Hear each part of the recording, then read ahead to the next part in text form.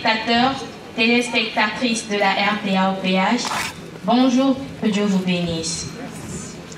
C'est encore et toujours votre émission au Jardin Angélique. Plusieurs débats s'opposent à l'idée de savoir qu'un simple homme noir, né au Congo-Brazzaville, plus précisément à Makaka, un petit village situé dans le Poul, soit Dieu, et que celui-ci n'est autre que Jésus-le-Christ. Cette pilule est difficile à avaler pour le commun de mortels. En plus, chaque fois que certaines églises parlent du retour de Jésus, on l'assimile toujours à la parousie, à son avènement pour juger les vivants et les morts. Alors qu'il est déjà là, en la personne de Guy-Émile Houphouët-Boigny. C'est ce qui fera l'objet de notre débat qui s'articulera autour du thème Guy-Émile Houphouët-Boigny n'est autre que Jésus le Christ. Pour expliciter ce thème, nous avons fait appel aux jeunes prédicateurs de la SLA-OPH et une invitée de marque avec qui nous allons débattre sur ce thème. Chers invités, bonjour. Bonjour. Alors, sentez-vous à l'aise? Vous n'êtes pas appelés à la barre. On peut alors se présenter en partant de la gauche vers la droite. La sœur Mafoueta Lorna, membre de l'OPH, jeune prédicatrice de la SLA-OPH. Pasteur Rose William, de l'église Tabernacle des Oins de l'Éternel. La sœur Sephora Souza, membre confirmée de l'OPH, jeune prédicatrice de la SLA-OPH. Le frère Gary Giovanni Herman, membre de l'OPH, jeune prédicateur de la SLA-OPH. Le frère Djangwana Jesse Thierry Samuel, membre de l'OPH, jeune prédicateur de la SLA-OPH. La sœur Dylan Nico Amon, membre de l'OPH, jeune prédicatrice de la SLA-OPH. La sœur Massivla Priscille, membre confirmée de l'OPH, jeune prédicatrice de la SLA-OPH. Voici pour les présentations. La régie, une intermède musicale pour nous permettre d'aborder les échanges.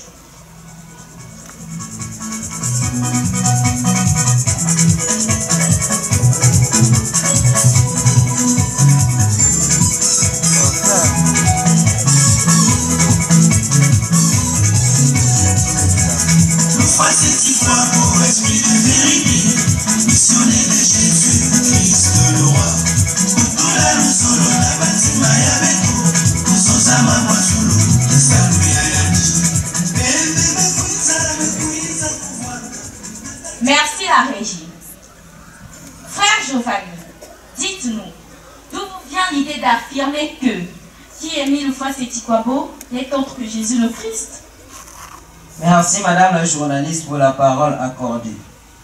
Avant d'aborder cette thématique, permettez-moi Madame la journaliste de parler brièvement de la personne de Guy-Émile Houphouët-Boigny. Allez-y, je vous en prie. Merci. Guy-Émile Houphouët-Boigny est né à Makaka, village situé dans la sous-préfecture de Goma-Tchétché, département du Poul à 26 km de Brazzaville. Né sans placenta ni cordon ombilical et déjà circoncis.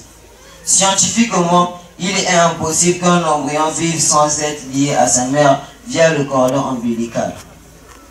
À l'âge de 5 ans, tous ceux qui le voyaient disaient de lui qu'il n'était pas comme les autres enfants de son âge. Très vivace, rassembleur, meneur du groupe d'enfants de son âge.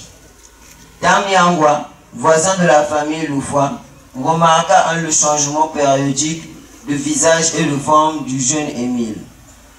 Tantôt petit, tantôt plus grand que la veille.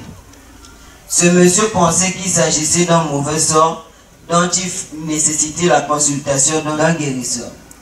C'est ainsi qu'il ajouta que il faut réciter toutefois des mantras pour conjurer le mauvais sort. Mais maman Massonzeka, qui connaissait bien son enfant, à l'instar de Marie, mère de Jésus, repoussa cette proposition. Il n'a pas fait de longues études. Il était bûcheron, infirmier, tailleur de profession. Je vous remercie, Madame la journaliste. Madame la journaliste, jusqu'à présent, je reste dubitatif sur le fait que le terme de notre débat n'est pas encore abordé. Sur quelle base, le cher prédicateur, proclame ce monsieur dont il venait de faire mention, répondant au nom de Guy-Émile Houphouët-Sétiquabo, étant l'alter ego du Christ Jésus. Alors que les Saintes Écritures nous enseignent qu'il n'y a qu'un seul Dieu, et en dehors de ce Dieu, il n'y en a pas d'autre. Comme dit la Bible dans le livre d'Ésaïe 45, verset 5, je cite, « Je suis l'Éternel, et en dehors de moi, il n'y en a point d'autre. Or, moi, il n'y a point de Dieu. Je t'ai saint avant que tu le connaisses. » Alors, je suis écœuré à l'idée de savoir que Guy-Émile Houphouët-Sétiquabo devient Dieu. Et ce Dieu n'est autre que Jésus le Christ. Calmez-vous, cher pasteur, nous allons y arriver. Madame la journaliste, permettez-moi de poursuivre dans le même ordre d'idées que mon frère. Allez-y. Merci. Les Saintes Écritures, dans le livre de Matthieu chapitre 2, nous annoncent la naissance du Christ Jésus, conçu par le Saint-Esprit, né dans une porcherie similaire à Guy-Émile Houphouët-Sétiquabo, né entre 3 palmiers. Lors de la naissance de Jésus, il eut l'apparition au Moyen-Orient de l'étoile de Bethléem, suivie par les 3 rois mages, Melchior, Balthazar et Gaspard, jusqu'au lieu de la naissance de l'enfant Jésus. Nous notons que la présence de cette lumière est significative, marquant la présence de Dieu, car il est écrit dans le livre de 1 Jean 1 verset 5, je cite, « Dieu est lumière et il n'y a point d'obscurité en lui ». Fin de citation. Par contre, à la naissance de Guy-Émile Houphouët-Sétiquabo, il y eut pour la première fois dans notre contrée l'éclipse solaire marquant la naissance d'un être divin.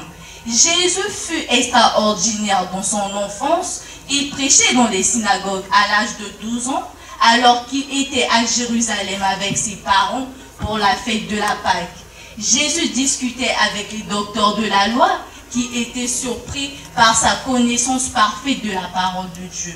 Similairement à Guy-Émile Houphouët-Sétiquabo, qui subit une formation spirituelle à l'école de Dieu pendant son coma de 3 ans et demi. J'en ai terminé. Sœur Séphora, certes vous avez parlé de la naissance miraculeuse de ce monsieur, mais cela ne veut rien dire.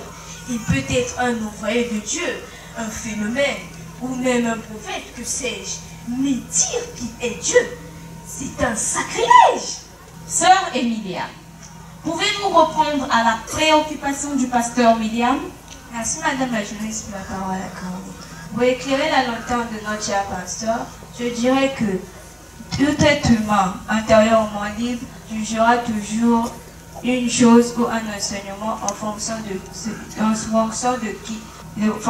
qui s'apporte. De l'or et de l'or, qui se trouve dans la main d'un riche, d'un prince ou celle d'un mendiant.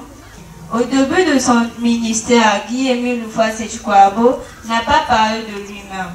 Mais à nos yeux, il a glorifié le Seigneur Jésus-Christ, comme le stipule le livre de Jean 16, versets 13 à 14. Quand le consolateur sera venu, l'Esprit de vérité, il vous conduira dans toute la vérité, car il ne parlera pas de lui-même, mais il parlera de ce qu'il aura entendu. Il me glorifiera parce qu'il prendra ce qui est à moi et vous l'annoncera. Madame la journaliste, le théologien et prédicateur de la cour Otto von Gerlach, Berlin 1963, affirme, je cite, « C'est uniquement s'il s'agit d'une personne et non d'une force impersonnelle ou d'un acte divin que les paroles. Il ne parlera pas de lui-même en un sens. » Il insiste ensuite tout particulièrement sur l'importance de l'enseignement contenu dans les Saintes Écritures, se rapportant à la personne du Saint-Esprit, qui est loin d'avoir été apprécié à sa juste valeur. Les mots « esprit de vérité » sont employés par Jésus pour désigner le Fils de l'homme, qui viendra non pas pour abolir, mais pour parachever la mission secrète de Jésus-Christ, qui est donc de conduire les hommes à la vie éternelle. Hébreux 9, verset 28. C'est pourquoi ils sont égaux en gloire, en honneur et en puissance. Merci frère Samuel. Pour nous permettre de souffler, nous allons faire un tour du côté de la régie. Facette toi beau esprit de vérité, missionnaire de Jésus Christ le roi. Utula no solo na batima ya beto, kusoza mama solo, salu ya yachi. Facette toi beau soza mama na batu ya toto, batu abasu. Niime kiwanda na sacrificateur, kela lumbu yena ya lufusu. Facette toi beau esprit de vérité. Merci la régie. De retour sur ce plateau où nous sommes en train de débattre autour du thème Guy-Émile Oufouas-Seti-Kouabo n'est autre que Jésus le Christ. Poursuivons donc nos échanges avec notre pasteur.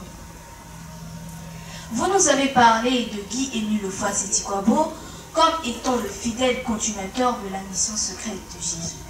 Mais qu'est-ce qui prouve réellement que c'est bien de lui dont on parle? Parce qu'en aucun cas, son nom est ressorti dans le verset suscité. Il y a plusieurs hommes de Dieu qui s'autoproclament comme étant Dieu, prophète, etc. Alors, s'il vous plaît, arrêtez de blasphémer au nom du Saint-Esprit, comme nous dit dans Matthieu 12, verset 31 et Galates 6, verset 7. Sœur Priscille, avez-vous des éclaircissements pour convaincre Pasteur William? Merci Madame la journaliste pour la parole accordée. Jésus annonce dans Jean 14, de 16 à 18, ce qui suit. Je ne vous laisserai pas orphelins, je viendrai à vous. Je prierai le Père et il vous donnera un autre consolateur, afin qu'il demeure éternellement avec vous. Autrement dit, je reviendrai sous une autre forme, car ma mission est à sa fin. Cela vient se réaliser dans Jean 16, de 10 à 15, dont il est fait mention ici annoncé par Jésus-Christ. Spécifiquement le verset 13, et bel et bien Guy-Émile Oufouas-Seti-Kouabo. Sa mission est de redresser en tout premier lieu les erreurs contenues dans la transmission et dans les interprétations des paroles de Jésus, car il vient de Dieu. Par ailleurs, Abdou Rishin, dans la lumière de la vérité, atteste la mission du Fils de l'homme est la continuation et l'achèvement de la mission du Fils de Dieu. Fin de citation. Cela approuve que la mission du Fils de Dieu ne pouvait être que temporaire. Or, la poursuivant jusqu'à son achèvement, la mission du Fils de Dieu ne pouvait être que temporaire. Merci Madame la journaliste, j'en ai terminé. Madame la journaliste, juste un éclaircissement s'il vous plaît. Allez-y. Si nous disons que l'esprit de vérité dont il est fait mention dans Jean 16 de 10 à 15 est Guy-Émile Oufouas-Seti-Kouabo, nous nous en tenons à cette déclaration. Tenez, dans son message du 5 octobre 2005 adressé à la population de Boko, il dit, je cite, « Si vous voulez savoir qui je suis, lisez dans Jean 16 de 10 à 15. » Et dans un autre message de décembre 2006, adressé au monde entier, il dit, je cite, « Ce qui est écrit dans Jean 16 de 10 à 15, c'est ce que je suis. » Il le dit avec force et autorité. Plusieurs signes attestent qui est véritablement l'esprit de vérité. Nous savons que Dieu le Père, Dieu le Fils, Dieu le Saint-Esprit sont une seule et même personne. Guy-Émile Oufouas-Seti-Kouabo est omnipotent, omniscient, omniprésent. Il va au ciel et revient sur terre. Il fait des apparitions dans le soleil et dans la lune. Il a eu une naissance miraculeuse à l'image de Jésus-Christ. Le 9 novembre 2003, il dit « Allez dire partout que Dieu habite au Congo-Brazzaville et que vous l'avez vu de vos propres yeux. Portez ce message, cette bonne nouvelle auprès de ceux-là qui ne la connaissent pas encore. » Rien qu'avec ces quelques signes, nous pouvons dire que Guy-Émile Oufouas-Seti-Kouabo est Dieu parmi les hommes. Voilà ce que je tenais à éclaircir, Madame la journaliste. En matière de radio et de télévision, l'heure c'est l'heure. Nous voici arrivés à la fin de notre émission. Alors, un mot à chacun pour conclure, en commençant par le pasteur Bruce Williams. Merci Madame la journaliste pour cette parole accordée. En guise de conclusion, je voudrais dire que Ce que Dieu attend de nous, c'est que nous puissions croire en celui qu'il a envoyé. En tant que pasteur et guide spirituel, j'avoue que j'ai été impressionné et touché par votre message. Mais tenez-vous bien, mes chers confrères, que ce que vous venez de dire ici fera l'objet de mes recherches, afin de mieux comprendre cet homme nommé Guy-Émile Houphouët-Boigny. Merci, chers invités, pour votre disponibilité et votre considération à notre égard. Le temps est imparti. Frère Samuel, vous avez l'honneur de conclure au nom de tous les prédicateurs. Madame la journaliste, pour conclure, je dirais que la révélation est progressive. Le Nouveau Testament développe davantage les principes abordés par l'Ancien Testament. L'Ancien Testament annonce la venue d'un Messie, confère Ésaïe 53.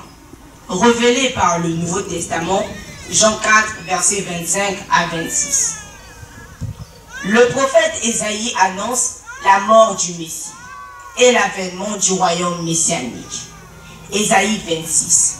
Mais sans aucune précision d'ordre chronologique, indiquant que les deux événements auraient lieu à plusieurs millénaires d'intervalle.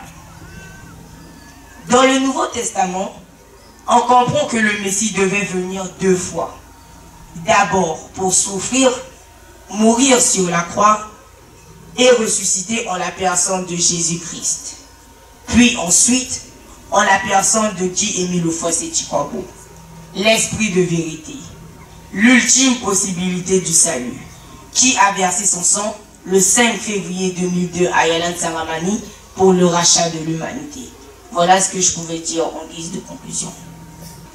Merci, chers invités, pour votre considération et votre disponibilité à notre égard. En acceptant notre invitation sur ce plateau, en ce jour, dont le débat a été bénéfique et instructif pour tous. Nos remerciements à Guy-Émile Houphouët-Boigny pour son assistance et ses inspirations. Comme invité, nous avons eu la sœur Mafoueta Lorna, membre de l'OPA, jeune prédicatrice de la SOPA, section de Pointe-Noire. La sœur Makaya Priscilla, membre confirmée de l'EPH, jeune prédicatrice au sein de l'ASLA OPH, section de Brazzaville, dans le rôle pasteur Rose Billian de l'église Tabernacle des Soins de l'Éternel.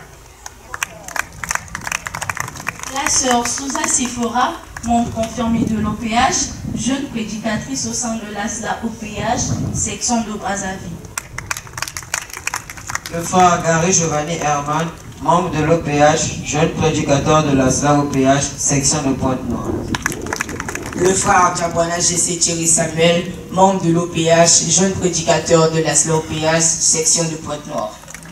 La sœur Antilla Bikou Amo, membre de l'OPH, jeune prédicatrice au sein de la SLA OPH, section de Brazzaville. La sœur Massivla Priscille, membre confirmée de l'OPH, jeune prédicatrice au sein de l'ASLA OPA, section de Brazzaville.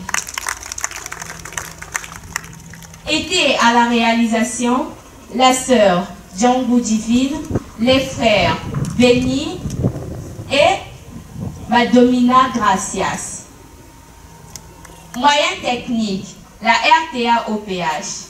À la coordination, les frères Kitonda et Jeune et Tiété Théodore. Devant le micro, votre sœur Dibakala Athéna, membre confirmé de l'OPH, jeune journaliste au sein de la SLA OPH, de la section de Brazzaville, qui vous dit tous au revoir et à la prochaine occasion.